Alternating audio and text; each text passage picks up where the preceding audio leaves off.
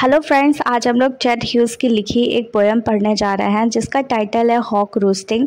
और ये पोएम इनकी पोएट्री कलेक्शन लुपर्कल में 1960 में पब्लिश हुई थी। इनका पूरा नाम एडवर्ड जेम्स ह्यूज़ है and he was born on 17th August 1930 West Yorkshire England and he was died on 28 October 1998 in London. He studied and observed animals closely and often written about them.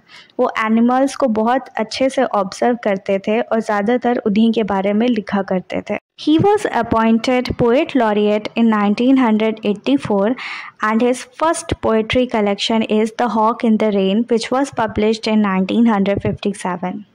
ये जो poem आज हम लोग पढ़ने जा रहे हैं हॉक रोस्टिंग, ये इनकी सेकंड पोएट्री कलेक्शन में पब्लिश हुई थी जो कि लुपर्कल है। इनकी बाकी की इम्पॉर्टेंट पोएट्री कलेक्शन देख लेते हैं, जैसे कि wodwo, crow, flower and insect, wolfwatching, rain charm for the duchy, birthday letter.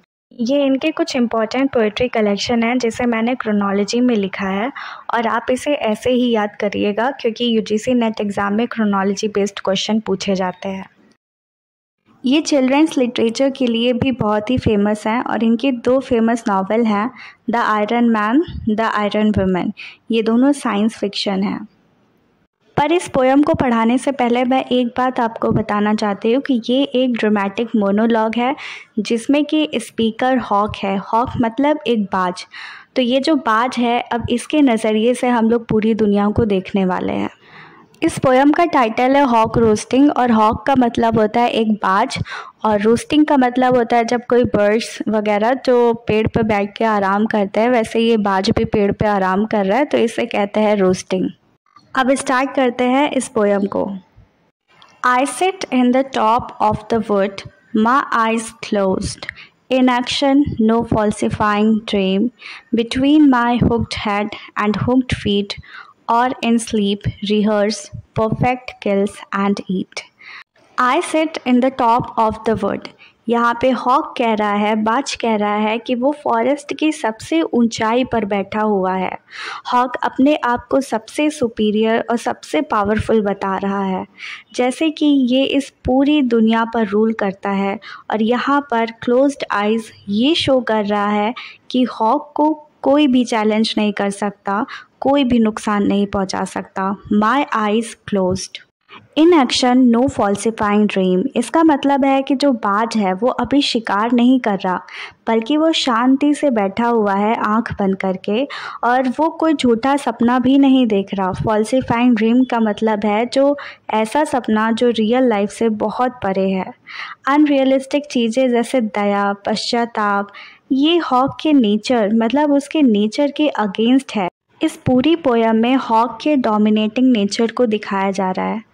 Between my hooked head and my hooked feet. Hooked head का मतलब है नुकीली चोंच और हुक्ड फीट का मतलब है उसके नुकीले पंजे, जो कि बाज की पावर को शो कर रहा है।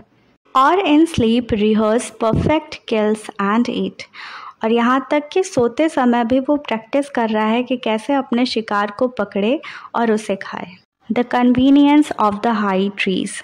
इस लाइन का मतलब है कि जो ये ऊंचे पेड़ हैं वो बाज की सुविधा के लिए बने हैं ताकि उन पर बैठकर वह अपने शिकार पे नज़र बना के रखे। The air's buoyancy and the sun's ray are of advantage to me. यहाँ पे बाज कह रहा है कि ये जो एयर का अपवर्ड फोर्स होता है जिसकी वजह से कोई भी चीज़ हवा में आराम से फ्लोट करती है, तो ये जो एयर की बुएंसी है जिसकी वजह से ये एफर्टलेसली मतलब बिना किसी मेहनत के आराम से हवा में उड़ सकता है, और सन की ये जो रोशनी है जिसकी वजह से बाज अपने शिकार को देख पा रहा है, ये सब इसको एडवांटेज दे रहे हैं, ये सब इसी के लिए हैं। And the earth's face upward for my inspection. अब इस लाइन में अर्थ को पर्सोनिफाई किया गया है, मतलब ह्यूमन क्वालिटीज़ दी गई है। जैसे इंसान अपना चेहरा ऊपर की तरफ कर लेता है, वैसे ही बाज कह रहा है कि ये धरती ने अपना चेहरा ऊपर की तरफ कर लिया है ताकि वो अच्छे से इंस्पेक्शन कर सके और अपने शिकार पर नज़र बना के रखे। अब पढ़ते हैं थर्ड स्टैंजा।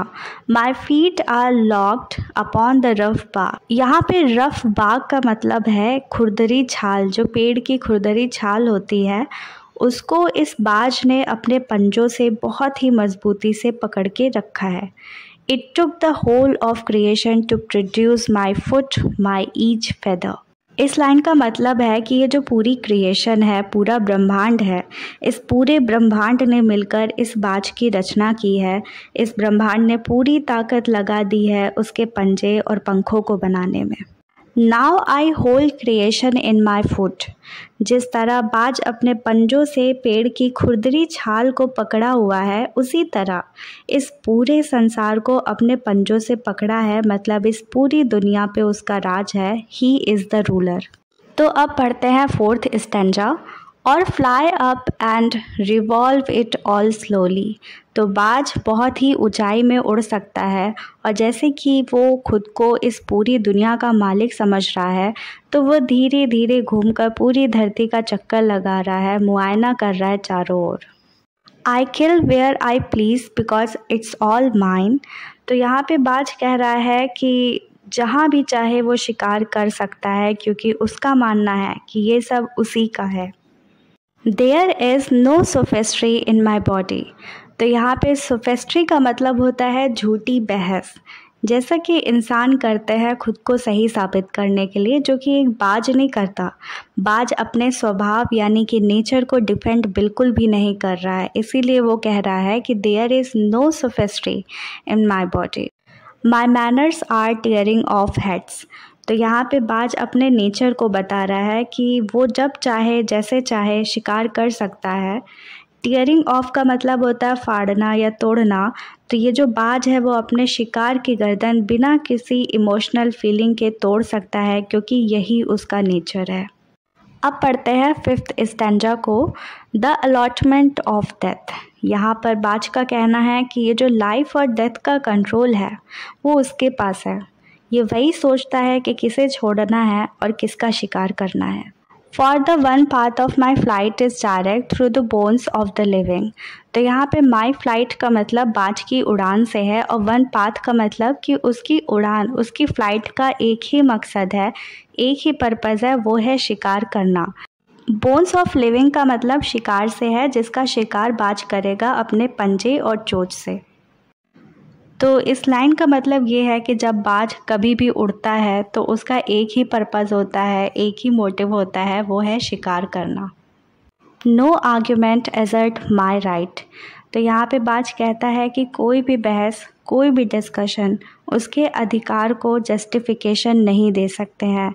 कोई भी बहस मेरे अधिकारों का दावा नहीं कर सकते हैं, मतलब बाज को यहाँ पे जस्टिफिकेशन की कोई ज़रूरत नहीं है। तो यहाँ पे जस्टिफिकेशन करने का मतलब ये है कि बाज का जो वायलेंस नेचर है उसको सपोर्ट करना, पर यहाँ पे इसकी कोई ज़रूरत नहीं है, क्योंकि प्रकृति ने, नेचर ने बाज को बनाया ही ऐसा है। तो अब इस लास्ट स्टैंजा को भी पढ़ लेते हैं। The sun is behind me, nothing has changed since I began, my eyes has permitted no change, I'm going to keep things like this। तो यहाँ पे जो सन है वो बाज के पीछे है, इसका मतलब जो सन की रोशनी है वो बाज को मदद कर रही है उसके शिकार को ढूंढने के लिए या उन पर नज़र बना के रखने के लिए। और nothing has changed since I began. तो यहाँ पे बाज कह रहा है कि जब से मैंने शुरू किया है तब से कुछ भी नहीं बदला, क्योंकि मेरी आँखों ने कुछ बदलने की इजाज़त दी ही नहीं। I am going to keep things like this. तो यहाँ पे बाज अपने डोमिनेटिंग नेचर को शो कर रहा है और कह रहा है कि वो इसे नहीं बदलेगा, अपने नेचर को नहीं बदलेगा, और जैसे कि वो शिकार करता था वैसे ही शिकार करता रहेगा। ये पोएम आपको कैसी लगी कमेंट में लिखिएगा, और if you are going to give your exam after watching this video, I will like to wish you a good luck.